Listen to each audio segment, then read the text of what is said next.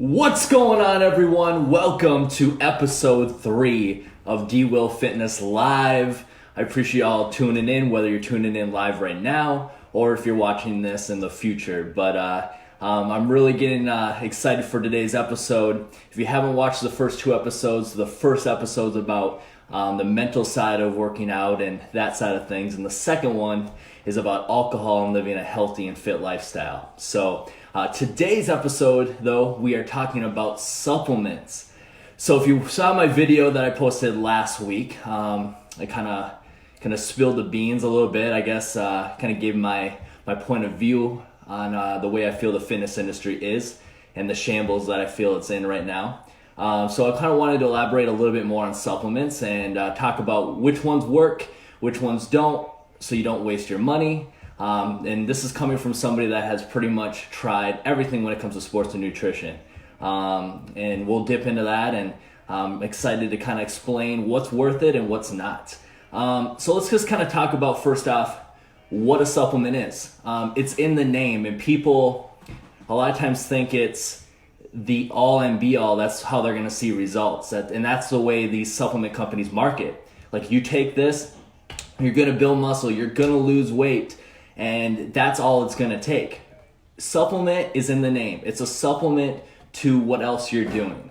So number one, if your nutrition isn't on point, and if you're not in the gym killing it and exercising, it is not going to matter what supplements you take. None of them are going to work. So let's get that out of the way.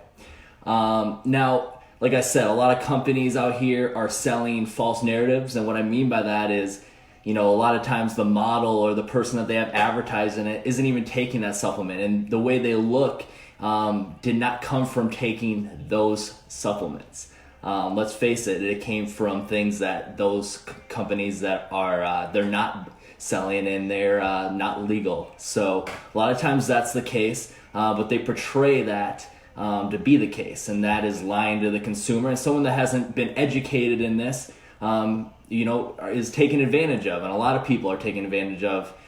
So many times people are wasting their money on, things that they think they're going to get these quick fixes on, and they don't realize that it's way more than that. A lot of stuff is a placebo effect. People take things and they think it's working, but it's really not. So again, I'm going to dip into what works and what doesn't here.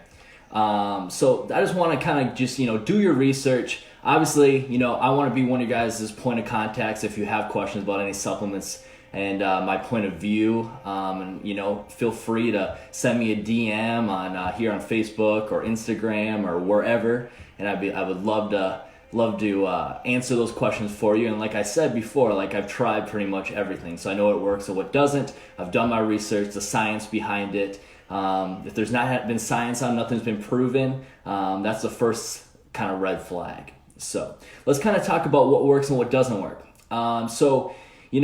Number one, when you probably think sports and nutrition, everybody's probably taken one of these once in a while, or in the past they've taken it, is a protein powder, right? So protein powder, number one, is one of the things that actually does work. Now, here's the thing. A lot of times people rely on getting their daily protein intake from a protein shake or a protein bar or so forth. A kind of good rule of thumb is never take more than 30% of your daily protein goal in supplements of any sort, from a shake or a protein bar. So kind of figure out the math on that, and that's just a good rule of thumb. Real food, though, is always going to be better. The reason why people take protein shakes and drink protein shakes is for the convenience factor, right? We don't want to have to cook it. It's easy to just mix it up and drink it down. All right, now protein powders, number one, there's a lot of garbage ones out there. I'm talking, if you go to Target, you go to Walmart, they're all junk. So don't ever buy one from a place like that, a Walgreens, they're junk. The ones that Muscle Milk that you see in the convenience store at the gas station, junk. A kind of good rule of thumb is $1 or more per serving is typically means it's a good protein. So you pay for what you get. If it's cheap, again, that's what you get. You get crap. A lot of these protein powders have been filled with just fillers and a bunch of crap. There's actually been lawsuits against protein companies that have spiked their protein. And what I mean by that, it'll say you get 25 grams a serving, but in reality, maybe you're getting 12 grams. So there you go. So they're lying to you. Another reason why you got to do your research. There's different types of protein powders out there, okay? So, a good fast digesting protein would be ideal to get into your system quick, start that recovery process from, working out. Another type of protein powder out there is called a casein protein. That's a slow digesting protein. They recommend taking that before you go to bed. So when you go into that catabolic state, when you sleep, you're slowly getting protein throughout the night. All right. So different types of proteins do different types of things. There's ones that are made with all different sources of protein, from meat to eggs to like whey protein and dairy and stuff like that. So there's vegan proteins. Now, until about a month ago, I went almost a whole year without taking any protein supplements. So again, I didn't want to rely on them. First off, you pay for it too, and I can cook my meals and get my protein intake from solid food, which is going to be better on your system and better for you and more cost effective, right? We all want to save some money. But recently I started taking a vegan protein. So if you ever get like that weird feeling in your stomach from taking a protein, maybe you want to look at like a vegan protein, but a little bit lighter, plant-based. That's what I would recommend. So just do your research again, and those are some good takeaways from protein powders out there. The next supplement I want to talk about is vitamins. So this is one that I would recommend to all my clients, right? So a multivitamin is great for obviously everything you get in there. A good couple standalones that I personally take is a vitamin C and a vitamin D on the side of that multivitamin. So vitamin C, obviously for your immune health, and then vitamin D as well.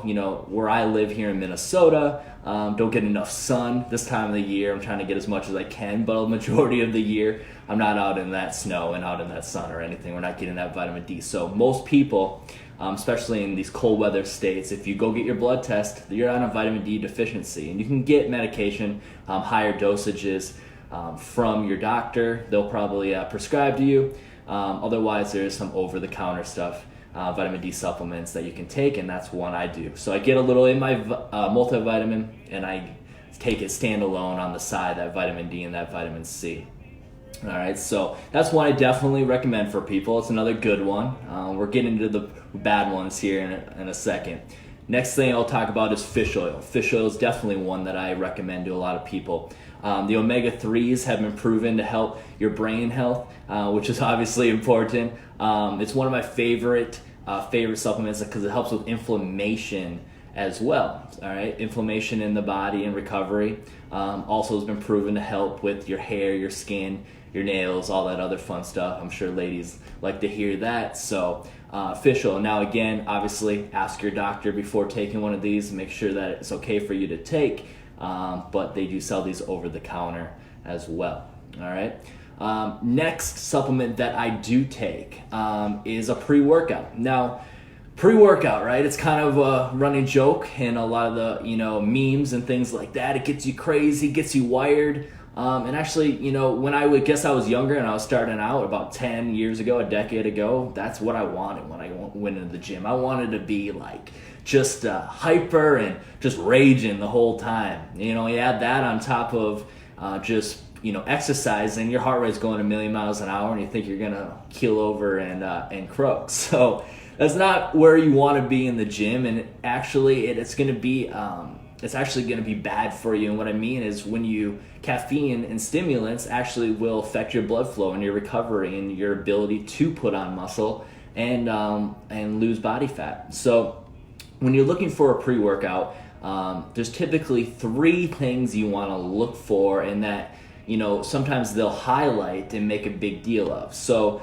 number 1, of course, is that energy. Then the pump, which is getting that nitric oxide and getting the nutrients to that muscle and help that recovery process, and you get that full feeling in the gym. And then the third thing is a lot of times you can find nootropics in these pre-workouts to get that focus. All right, focus is extremely important for a lot of people with a lot of distractions. But again, number 1, you don't need a pre-workout. All right, it's one of those things where you should be able to get yourself motivated for the gym. You shouldn't have to rely on anything. But I understand you work 10 hours and you go into the gym after, you need a little kick to get into the gym and get rolling. That's completely normal. Now, when it comes to how much caffeine you should be looking for in a pre-workout, give you a good idea. A cup of coffee is on average 90 milligrams of caffeine. So I don't take any pre-workouts that are higher than about 250 milligrams, and that's on the high side. All right, so that's about 2.5 cups of coffee. That might seem like a lot, especially it is for someone that doesn't have the tolerance. Obviously, I've built this tolerance over the years, but there's pre-workouts that are 300, 350, I've seen 500, like crazy amounts, and those are overkill. Those are overkill, okay? And then there's even pre-workouts now that have no caffeine. They're skim-free, and they just include the other two things I mentioned, like getting that pump or getting that focus. So I really do like a pre-workout that has just a good mixture of all three of those categories. A little bit of energy. I want to get that pump, number one. That's probably number one out of all three.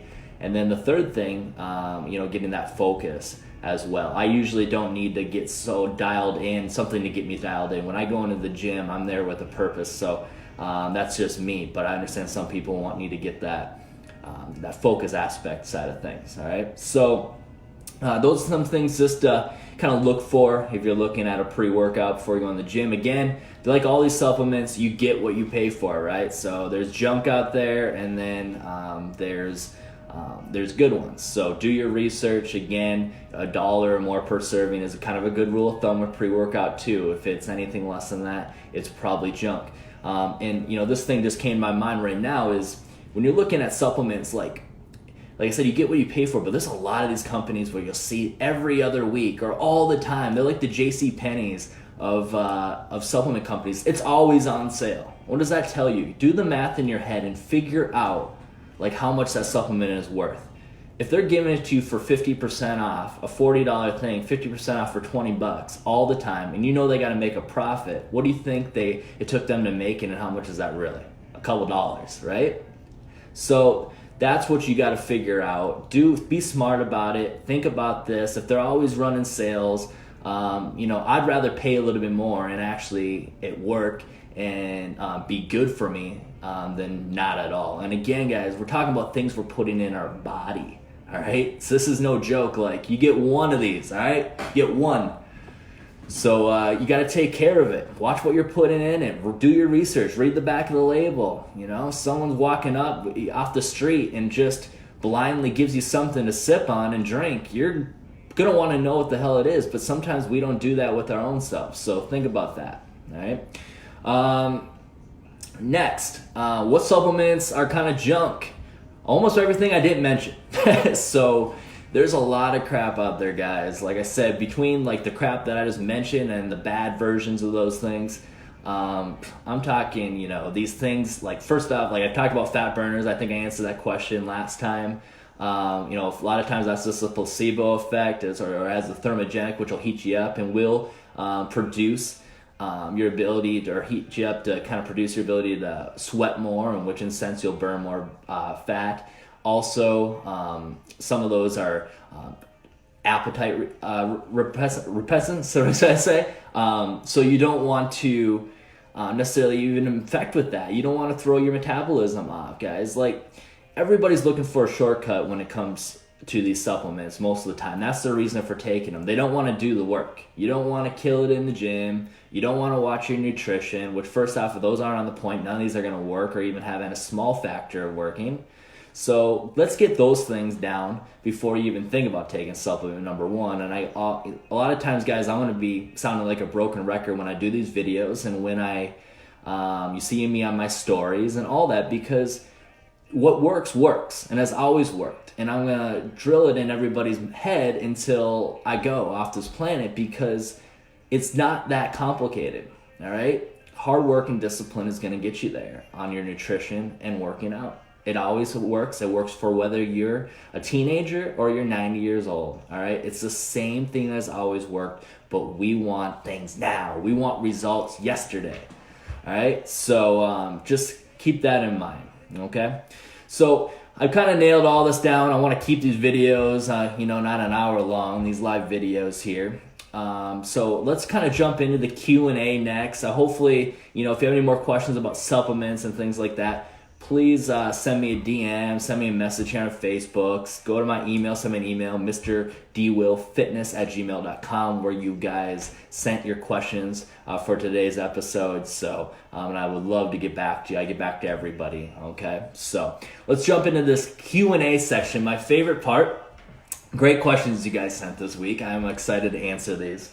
And again, guys, with this, I don't prepare my answers ahead of time. I want to keep this raw and uncut.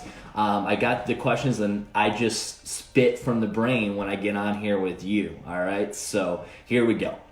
Number one, what do you think of trainers that are not in shape?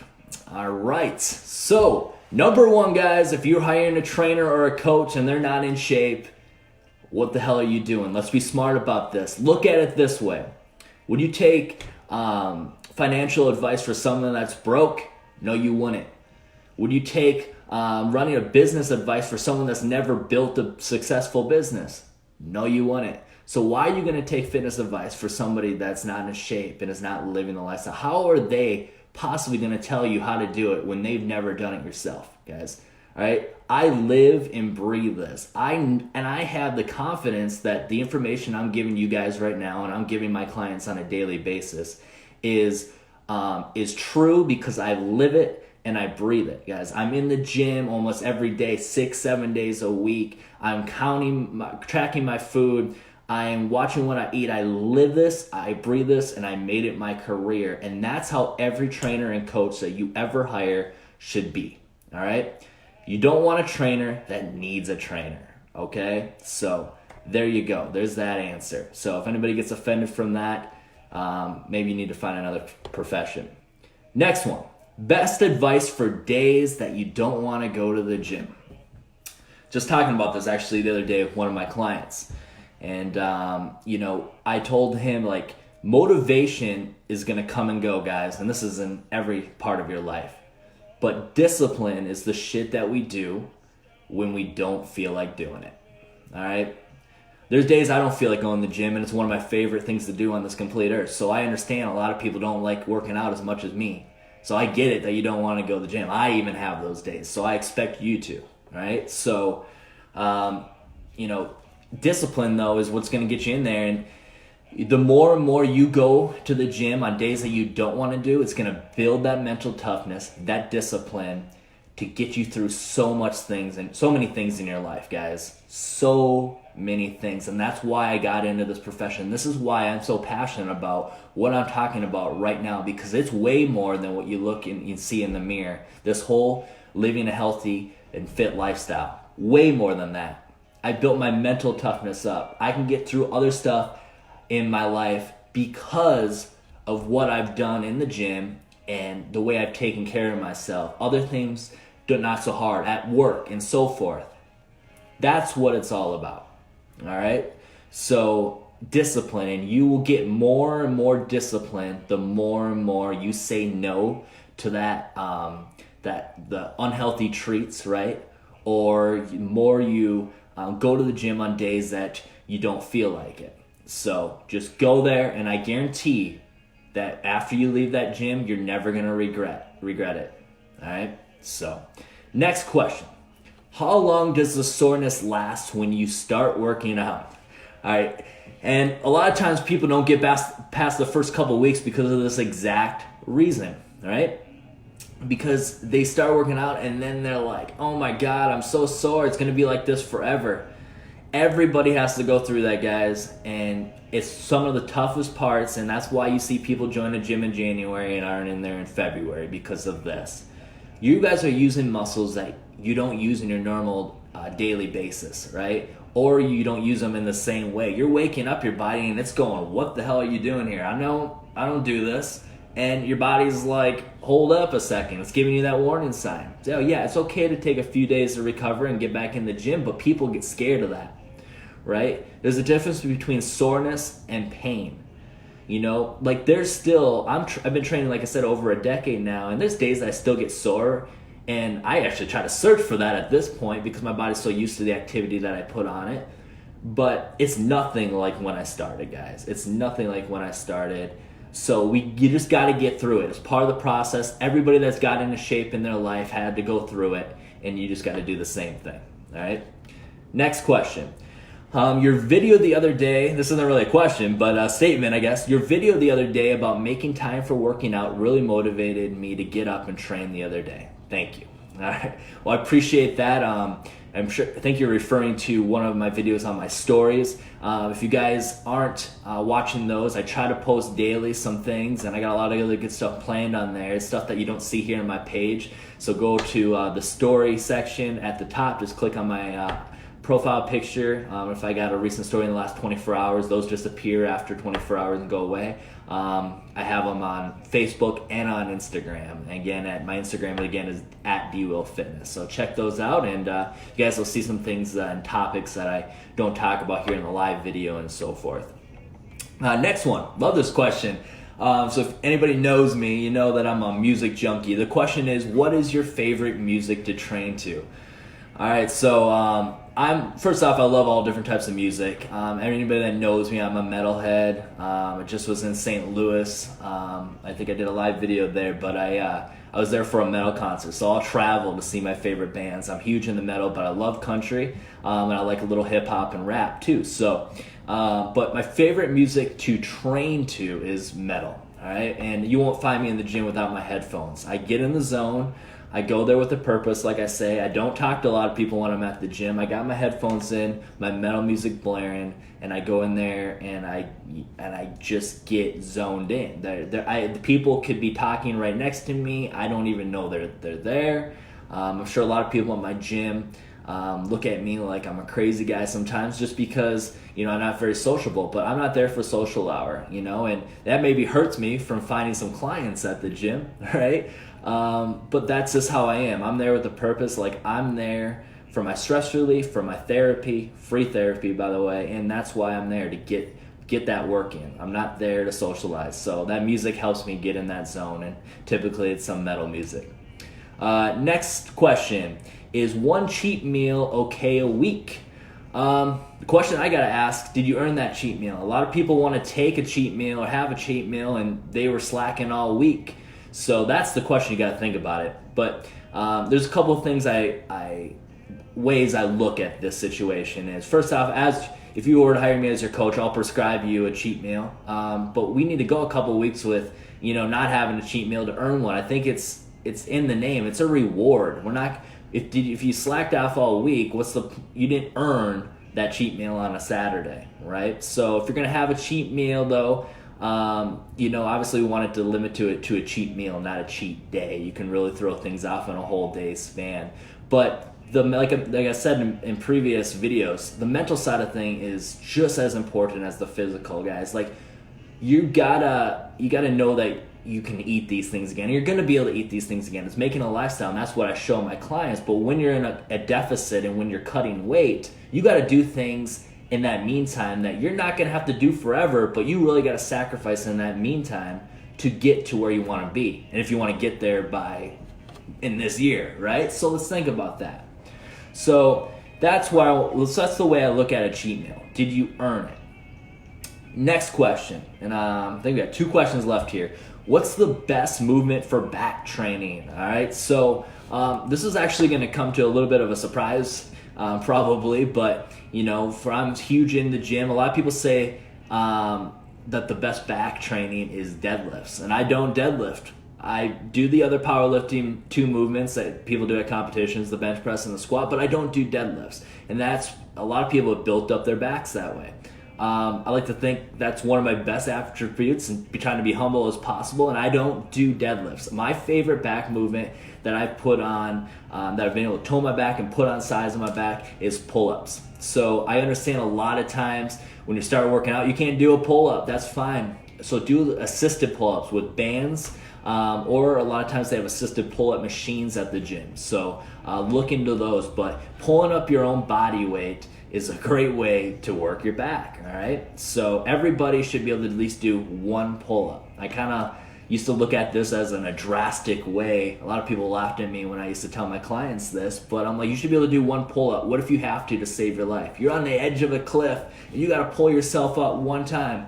We should be able to do that. Whether you're a 300-pound bodybuilder or a 100-pound person. You should be able to lift your body weight at least once, all right? But pull-ups are one of my best and favorite back movements. All right, last question of the day. How many days a week should I work out to see results? All right, so number one, any is better than none, right? So, and no matter if you even start, you're just walking or you get in the gym for a half hour, that's fine, guys. I'd rather have you do something is always better than nothing. But I'm going to be honest with you and actually, give you my advice on how many times what I've seen and what research has shown and what I personally, like I said, have seen. But before I get to that, let me just say, you could go to the gym 7 days a week, and if your nutrition's not on point, it's not going to matter. Number two, your nutrition could be on point and you still see results by not going to the gym. And also, what are you doing when you go to the gym? Do you have the tools to have a great workout? Are you going there just to be there? Because that doesn't get anything done. So think about that, number one. But what I have seen, as long as your nutrition is on point and you're having good workouts, 1 to 2 times a week is more like maintaining what you have.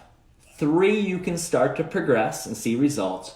4 is usually that magic number where you'll progress at a speed that you're happy with. We're human. We want results, like I said yesterday. So 4 times a week is kind of that magic number where you'll see results and it'll be happening quick enough where you're not going to feel like this is going to take forever, right?